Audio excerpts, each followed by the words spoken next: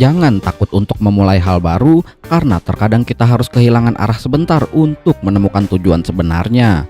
Sedikit kalimat motivasi dari saya, Bob, selaku pemimpin upacara sekaligus Direktur Utama PT Bangun Siang yang ada di seluruh penjuru dunia. Pada kesempatan kali ini saya akan merangkum sebuah film penuh ketegangan berjudul Survive yang dirilis pada tahun 2024, di mana film ini menceritakan kisah perjuangan satu keluarga yang menghadapi fenomena aneh di mana air laut menghilang dalam satu malam yang entah apa penyebab dan akibatnya.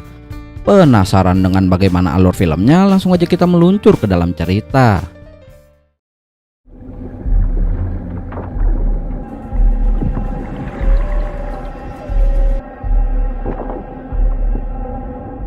Berlatar di sebuah kapal di tengah Laut Pasifik, cerita diawali dengan memperlihatkan sebuah keluarga yang sedang berlibur lebaran, di mana sang ibu yang bernama Julia merasa gerah dan ingin segera menceburkan diri ke laut untuk bersenang-senang tanpa memberitahu yang lain terlebih dahulu.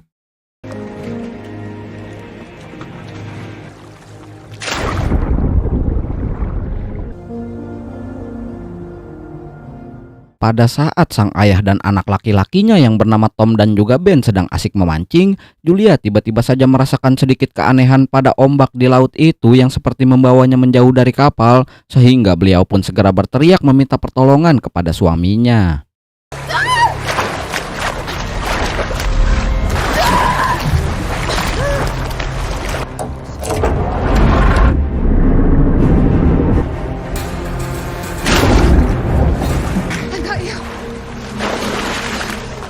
Setelah berhasil dibawa naik ke kapal, mereka berempat segera berkumpul bersama salah satu anak perempuannya yang bernama Casey. Di sini Julia langsung menceritakan apa yang baru saja ia alami, di mana beliau berkata kalau ia terbawa oleh ombak yang membuatnya terus menjauhi kapal. Namun Tom dan anak-anaknya tidak merasakan adanya hal yang aneh karena semua berada di atas kapal, sehingga Tom memperingatkan mereka semua untuk jangan berenang terlebih dahulu.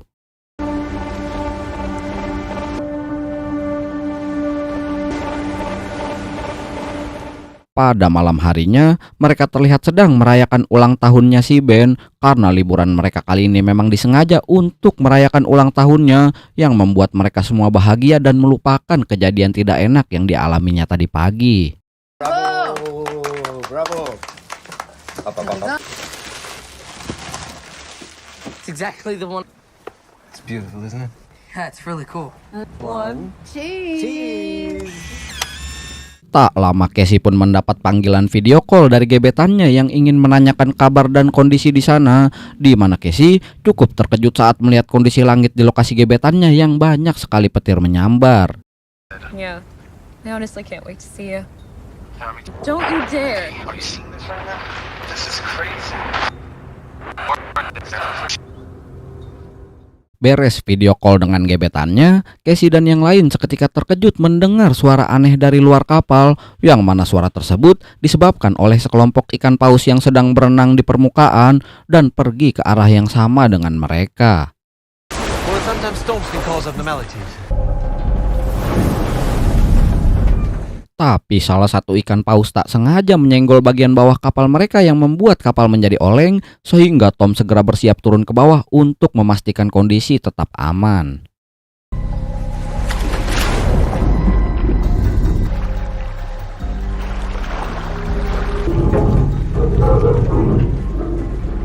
Sekembalinya Tom ke atas, beliau mendapati bahunya terluka pada bagian atas lengannya, di mana ia berkata kalau dirinya terkena goresan baling-baling setelah salah satu ikan paus melintasinya. Namun yang membuat beliau panik adalah karena baling-baling mengalami kerusakan parah, yang artinya mereka semua saat ini terjebak di tengah laut anta berantah. Julia di sini dengan segera meminta bantuan dengan telepon satelit, dan Tom berusaha mengakali mesin kapal dan memaksa baling-baling bekerja, yang nampaknya semua usahanya terlihat sia-sia saja.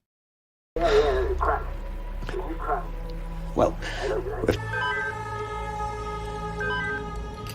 Dan tak lama kemudian, mereka semua kembali dikejutkan dengan fenomena alam lainnya, yang ternyata sebuah asteroid jatuh tepat di hadapan mereka, yang salah satunya hampir saja jatuh menabrak kapal mereka.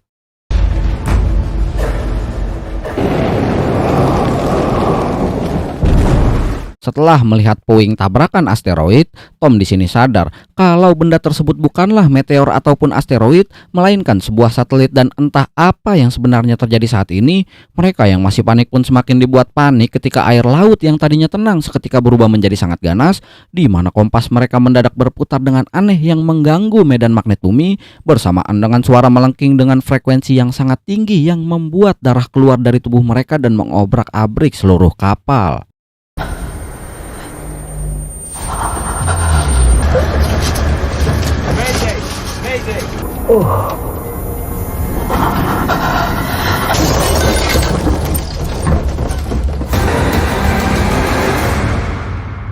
Pada keesokan paginya saat kondisi sudah tenang, Tom dan keluarga pun segera bangun dan mulai melihat ke sekitar yang ternyata situasinya sangatlah tidak bisa mereka percayai karena saat ini kondisi air laut sudah lenyap sepenuhnya.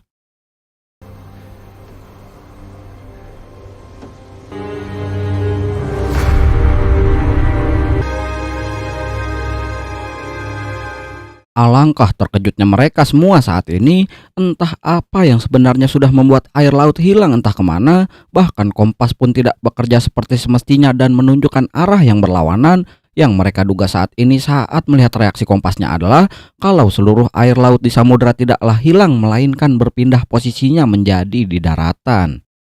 North indicates south and south indicates north. As if the poles reversed. Last time it happened was more than 700,000 years ago.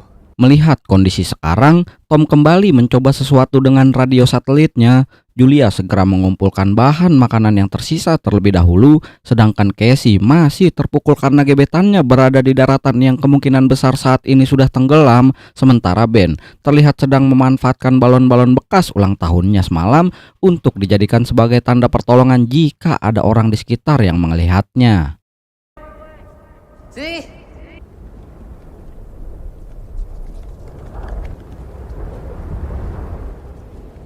Namun secara kebetulan, Tom berhasil terhubung dengan seseorang yang masih selamat. Beliau mengaku kalau dirinya adalah seorang peneliti ilmiah di kapal selam bernama Nao yang berhasil selamat dari fenomena semalam, di mana ia akhirnya menegaskan jika air laut memang sudah berpindah ke daratan akibat dari insiden pembalikan kutub di bumi. Berdasarkan dugaannya, ia pun memperkirakan kalau air laut kemungkinan besar akan kembali sekitar 1 minggu lagi, yang dengan kata lain akan terjadi semacam tsunami dalam skala yang sangatlah besar, sehingga beliau menyarankan agar Tom dan keluarga pergi ke tempat yang sangat tinggi agar terhindar dari bencana tersebut. Eliminate the men before they destroy it. Try to climb as high as possible. According to my instruments, no more than a week. Les enfants, on va devoir partir, vous allez faire vos affaires. Merasa kalau mustahil bagi mereka menemukan tempat yang tinggi, Tom pun terpikir untuk ikut dalam kapal selam miliknya. Tetapi karena Nao memberitahu jika kapal selamnya adalah kapal selam ilmiah berukuran kecil yang hanya muat untuk 3 orang saja termasuk dirinya, dan tanpa ragu Tom dan Julia meminta tolong kepadanya hanya untuk membawa kedua anak mereka saja, sehingga Nao langsung memberikan titik koordinat lokasinya kepada mereka.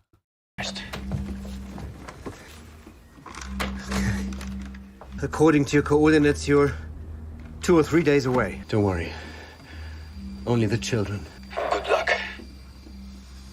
Saat sedang bersiap untuk pergi, Tom secara tak sengaja melihat seorang penyintas lain dan anjing peliharaannya, sehingga Tom yang senang melihat orang lain ada yang selamat pun langsung menghampirinya untuk sekedar memberikan air.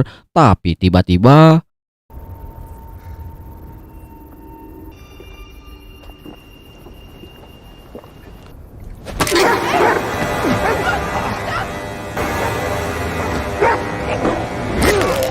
dan ya, beliau yang bernama Arben segera menghabisi Tom setelah meminum air pemberiannya, di mana Julia dengan cepat langsung memperingatkan kedua anaknya dan menutup semua pintu kapal.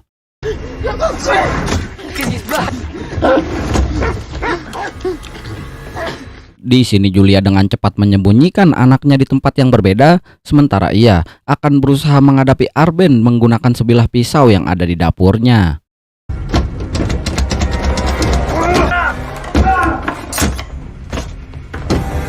Arben pun akhirnya berhasil masuk ke dalam kapal. Beliau segera mencari semua orang dan merampas seluruh makanannya, tetapi Julia berhasil kabur melalui lubang dan keluar dari kapal.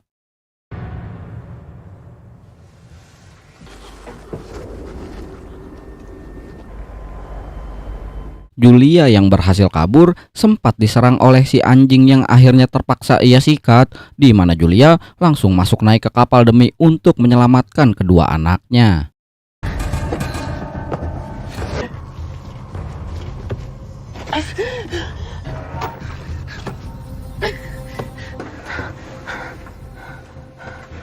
Dan ya, Arben segera menyerang Julia yang tidak berdaya. Tepat saat beliau sedang mencekiknya, Casey yang bersembunyi di bawah kursi pun tampak keluar sembari menodongkan pistol suar, sehingga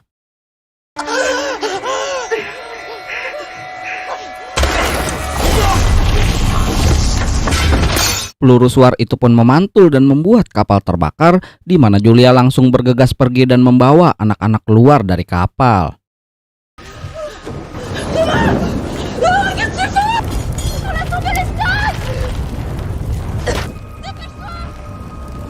Melihat sang ayah yang sudah menjadi almarhum, anak-anaknya pun sempat memeluknya untuk terakhir kalinya, di mana Arben ternyata berhasil selamat dari kebakaran kapal, sehingga Julia dengan cepat membawa mereka melarikan diri.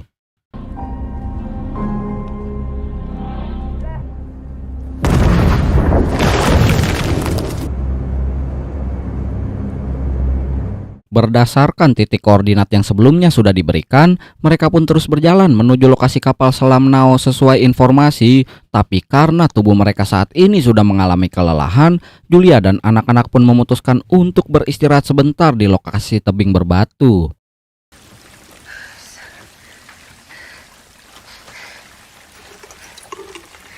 Dis pas ça. On pouvait pas prévoir ce qui s'est passé. Tak lama mereka segera melanjutkan perjalanannya di daratan laut yang sudah kering, sempat terhenti saat melihat seekor ikan hiu yang sudah sekarat. Tapi di sisi lain, Arben malah muncul yang saat ini marah karena Julia sudah membunuh anjing kesayangannya, sehingga mereka segera berlari menjauh dan pergi dari sana.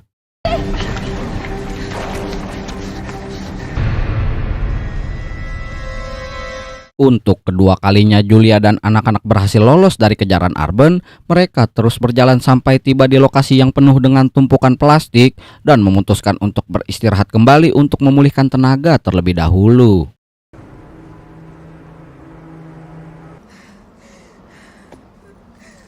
Di sini Ben tampak sangat dehidrasi.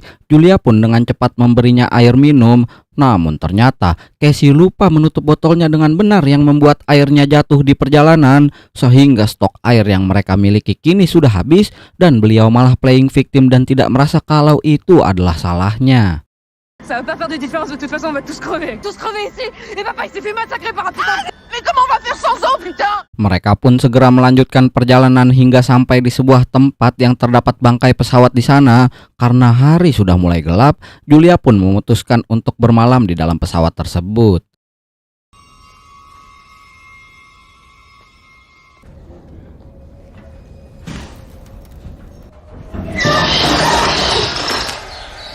Dengan sisa stok makanan yang ada, Julia pun menyuruh anak-anaknya untuk mengisi perut terlebih dahulu, di mana Julia dan anak-anak masih belum bisa percaya jika sang ayah sudah menjadi almarhum.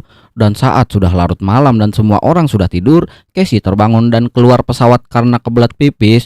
Tapi ternyata ia tak sadar jika Arben diam-diam muncul di belakangnya, sehingga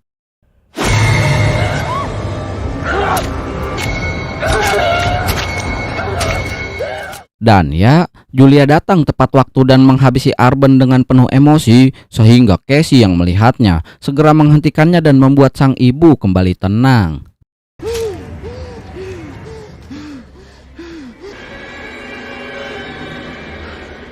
Keesokan harinya mereka kembali melanjutkan perjalanan dan kali ini harus melewati tebing bebatuan yang tinggi dengan kondisi cuaca panas dan tenggorokan yang sangat kering. Ben yang sudah tidak kuat lagi menahan haus pun dengan nekatnya meminum air yang kotor.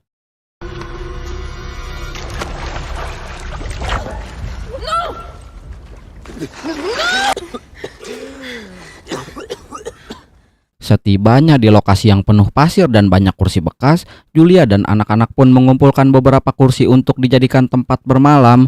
Karena Ben sebelumnya sudah terlanjur meminum air kotor, Julia mau tidak mau harus segera menyuntikkan obat agar Ben tidak terkena penyakit.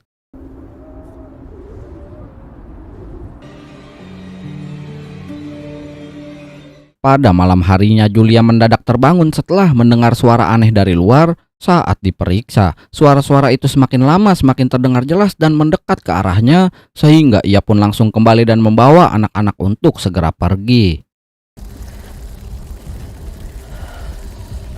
Les enfants, on peut pas rester là. On peut pas rester là. Qu'est-ce qui se passe? Setelah berlari cukup jauh, Julia akhirnya berhasil menemukan orang lain yang ternyata masih hidup. Terlihat ada 3 orang penyintas yang sedang mulung di dekat kontainer bekas. Ketika Julia meminta pertolongan, ketiga penyintas tersebut malah menghindar dan memilih untuk bersembunyi di dalam salah satu kontainer.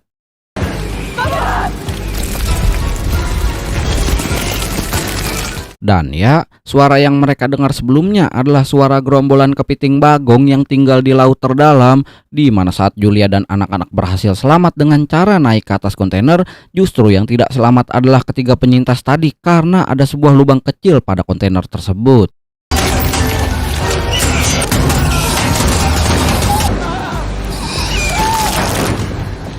Seluruh kepiting itu pun akhirnya berhenti setelah memakan tubuh ketiga penyintas di dalam kontainer. Tapi Julia yang sempat terkena capit salah satu kepiting terluka di bagian kakinya dan jatuh pingsan saat itu juga.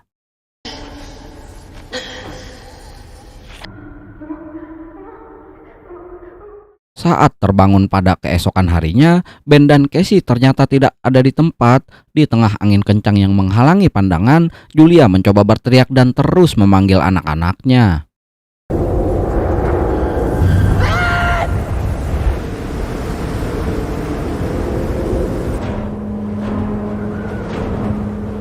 Setelah Ben dan Casey ketemu, mereka segera berlindung di dalam kontainer dan mengambil beberapa barang milik penyintas sebelumnya, seperti senjata api dan beberapa benda lainnya yang tersisa. Sementara Julia menggunakan bubuk mesio yang terdapat dalam peluru demi untuk mencegah infeksi akibat luka di kakinya dan mengambil sisa-sisa makanan yang ada di sana.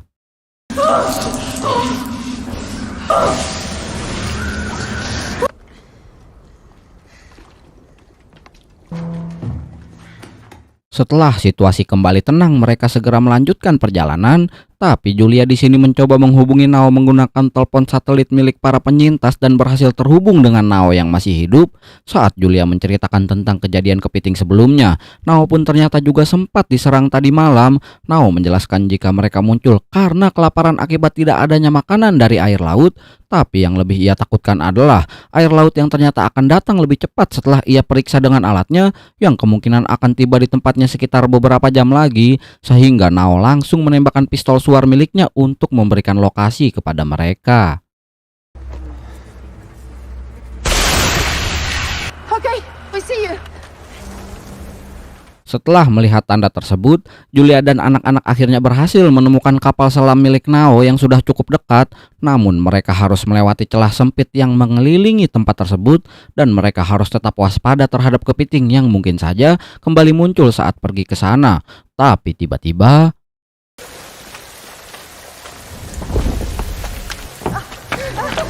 Attention! Vite, vite, vite!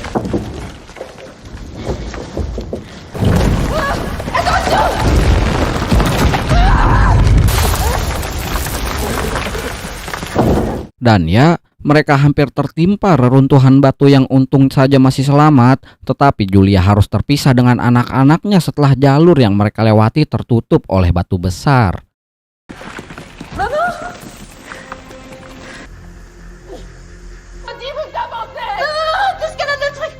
Saat Casey dan Ben berniat menjemputnya, Julia langsung menyuruh mereka untuk pergi karena sejak awal tujuan dari perjalanan ini adalah untuk membuat kedua anaknya tetap hidup. Setelah diyakinkan bahwa Julia akan datang untuk menyusul, Casey pun langsung menarik Ben untuk segera pergi meninggalkan tempat itu.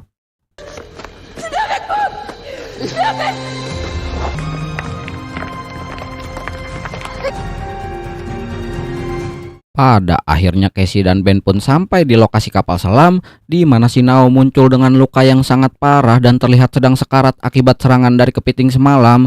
Ia menjelaskan jika dirinya tidak akan mampu bertahan lagi, sehingga Nao dengan sukarela akan memberikan kapal selamnya untuk mereka. Sehingga Casey pun segera cepat kembali ke lokasi ibunya untuk memberitahu tentang satu kursi yang masih kosong. Namun kepiting itu kembali datang secara tiba-tiba dan mulai memojokkan Julia.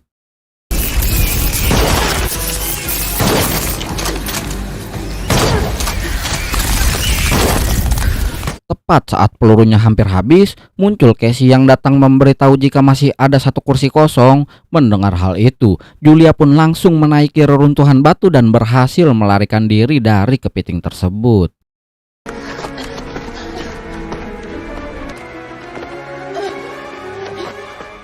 Setibanya mereka di kapal selam, para kepiting yang kelaparan itu masih terus saja mengejar mereka, sehingga Julia dan anak-anak pun dengan cepat masuk ke dalam kapal selam bersamaan dengan air laut yang muncul dengan ketinggian yang sangat menakutkan dan menghantam kapal selam mereka.